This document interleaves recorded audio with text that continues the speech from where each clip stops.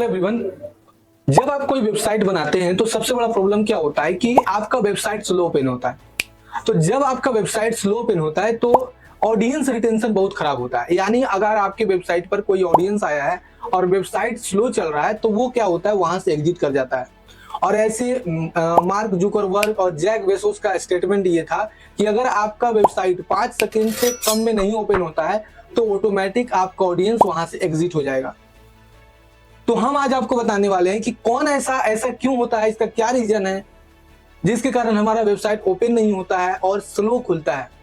अगर ये वीडियो आप कंप्लीट देख लेते हैं तो आपको ये प्रॉब्लम सॉल्व हो जाएगा और इसमें बहुत कम खर्च में आप अपने वेबसाइट का स्पीड बढ़ा सकते हैं। वो भी अगर आपका वेबसाइट वर्डप्रेस में बना हुआ है तो भी। वर्डप्रेस में वेबसाइट प्लगइन के सहारे बनता है तो ज्यादा प्लगइन रहने के कारण वेबसाइट स्लो चलता है, लेकिन ये मैटर नहीं है। तो चलिए स्टार्ट करते हैं और बताते हैं इस वीडियो में कि क्या ऐसा कारण है सर जिस कारण से हमारा वेबसाइट जो है वो स्लो ओपन होता है। मेरे साथ भी ऐसा ही प्रॉब्लम होता है। ऐसा बात नहीं है कि धरती पर आप ही लोग अकेले हैं, मेरे साथ भी है। लेकिन हम जो है इस ट्रिक को यूज करके, तो 4 ऐसा हम आपको ट्रिक बताने जा रहे हैं जिस ट्रिक को यूज करके आप अपने वेबसाइट का स्पीड बढ़ा सकते हैं। मेरा नाम रोशन कुमार, मैं डिजिटल रोशन से विगत 15 सालों के साथ आपके साथ लगे हुए हैं द फ्यूचर ट्रैक में। तो चलिए स्टार्ट करते हैं। सबसे पहले चौथा पॉइंट, अगर आपका वेबसाइट स्लो ओपन हो रहा है तो सबसे पहले आपको चेक करना है कि वर्डप्रेस में जो वेबसाइट बनाए हैं क्या उसमें जितना भी प्लगइन आप डाले हैं यूजफुल है कि नहीं। अगर आपको वेबसाइट का स्पीड बढ़ाना है तो आप सबसे पहले जितना भी फालतू प्लगइन है जिसका यूज आपके वेबसाइट पर नहीं है उसको आप वहां से हटा दीजिए। अगर आप नहीं हटाइएगा तो आपका फालतू में वो स्पेस लिए हुए रहेगा और एक प्लगइन जो है ना 50 पन्ना कोडिंग का स्पेस ले लेता है। तो आप वेबसाइट अगर ई कॉमर्स वेबसाइट बनाए हैं तो ज्यादा से ज्यादा ई कॉमर्स वेबसाइट में किस किस प्लगइन का जरूरत पड़ता है और सर्विस वेबसाइट में क्या क्या चीज का प्लगइन का जरूरत पड़ता है हम आपको बताते हैं। तो अगर आप ई कॉमर्स का वेबसाइट बनाए तो सबसे पहले ई कॉमर्स का जरूरत पड़ता है, एलिमेंटर का जरूरत पड़ता है, साइट किट बाय गूगल का जरूरत पड़ता है और जिस थीम का यूज किए हैं उस थीम का मेन प्लगइन का यूज पड़ता है बस। और अगर आपको स्पीड बढ़ाना है तो आपको हम एक और प्लगइन का उनके बारे में बता रहे हैं, light catch speed. Light catch नाम का एक प्लगइन आता है, उसको अपने वेबसाइट में इंस्टॉल कर लीजिए अपने प्लगइन में, यानी अपने वर्डप्रेस एडमिन पैनल में आपका वेबसाइट का स्पीड थोड़ा बहुत बढ़ जाएगा। ठीक है, तो ये ई कॉमर्स का बताया। और सर्विस वेबसाइट का है तो सर्विस में तो ज्यादा का जरूरत ही नहीं है, सिर्फ एलिमेंटर और Google site bye kit install कर लीजिए बस, दैट्स इट। और आपको ये लाइट कैच का एक प्लगइन डाल लीजिए, बस खत्म हो गया। तो यानी आप इतना प्लगइन आप डाल के आप अपना वेबसाइट का स्पीड बढ़ा सकते हैं। पहला चीज हो गया, यानी चौथा नंबर में ये बताएं। तीसरा नंबर पर हम आते हैं। तीसरा नंबर में सबसे पहले चीज होता है कि आप वेबसाइट जो बनाए वो किस प्लेटफॉर्म पर बनाए हैं।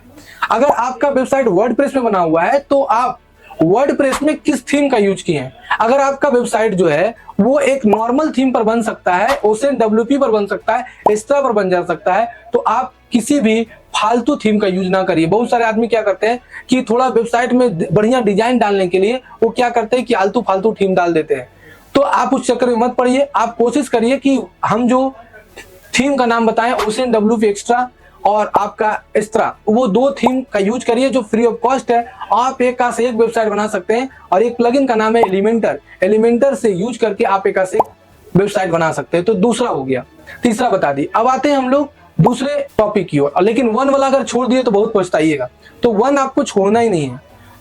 तो दूसरा का नाम है कि आप होस्टिंग आप क्या परचेज किए हैं। मान के चलिए कि होस्टिंग बहुत प्रकार का होता है, जैसे वर्डप्रेस होस्टिंग होता है, क्लाउड होस्टिंग होता है, वीपीएस होस्टिंग होता है, शेयर होस्टिंग होता है।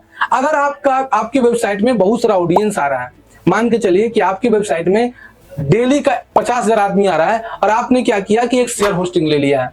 तो जब आप शेयर होस्टिंग लिए रहिएगा तो दिक्कत क्या होगा कि शेयर होस्टिंग मतलब क्या, मान के चलिए इतना बड़ा एक सीपीयू है, उसमें 200 जीबी स्पेस है और 200 जीबी स्पेस है, उसमें ढेरों वेबसाइट अपलोड है, तो आपका वेबसाइट में खा का स्पीड चलेगा।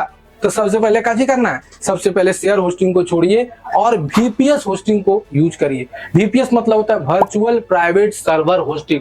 जिला हिला के गर्दा छोड़ा के यू यूज करिएगा तो आपको दिक्कत नहीं होगा। तो समझ में आया कि होस्टिंग बहुत मायने रखता है और एक से ज्यादा पैसा है तो क्लाउड होस्टिंग यूज करिए। तो होस्टिंग बहुत ज्यादा मायने रखता है। आप वर्डप्रेस में वेबसाइट बनाइए, कोडिंग में वेबसाइट बनाइए, पाइथन पर वेबसाइट बनाइए, किसी चीज में वेबसाइट बनाइए, लेकिन होस्टिंग बहुत ज्यादा मायने रखता है। तो होस्टिंग भी सोच समझ कर यूज करिएगा। शेयर होस्टिंग अगर आपका एक सिंगल वेबसाइट है और वो सर्विस वेबसाइट है, ज्यादा यूजफुल नहीं है, वो सिर्फ आपको बस आपके बिजनेस को प्रेजेंट कर रहा है, उससे आपका कोई ज्यादा ऑडियंस आता है या नहीं आता कोई फर्क नहीं पड़ रहा है, तो आप शेयर होस्टिंग यूज कर सकते हैं। लेकिन जहां पर आपका इनकम है तो वहां पर VPS यूज करिए या क्लाउड होस्टिंग यूज करिए। गारंटी देते कि 5 सेकंड से पहले नहीं खुला वेबसाइट तो एक साइड का मुंह रखेंगे, एक साइड का नहीं रखेंगे। बात समझ में आया? तो आप इसका भी यूज कर सकते हो। जो पहला वो सबसे ज्यादा महत्वपूर्ण, अगर ये छोड़िएगा तो बड़ी पछताइएगा कि आपका अगर 1 लाख से ज्यादा आदमी आपके वेबसाइट पर आता है तो हमेशा कोडिंग से वेबसाइट बनाइए। क्या चीज से वेबसाइट बनाइए? कोडिंग से। वर्डप्रेस के चक्कर में नहीं पड़ना है, क्योंकि वर्डप्रेस ज्यादातर ब्लॉगिंग करने के लिए, आपका लैंडिंग पेज बनाने के लिए यूज किया जाता है। तो आप कोडिंग से बना सकते हैं, पाइथन पर बना सकते हैं, HTML CSS जावास्क्रिप्ट पर बना सकते हैं, और आपके पास जितना बजट है रिएक्ट वगैरह पर भी बना सकते हैं, वो आपके बजट के अनुसार पर डिपेंड करता है। तो ये वीडियो आपको कैसा लगा कमेंट जरूर करिए, जरूर बताइए कि सर ये वीडियो आपको कैसा लगता है। तो तब तक के लिए धन्यवाद।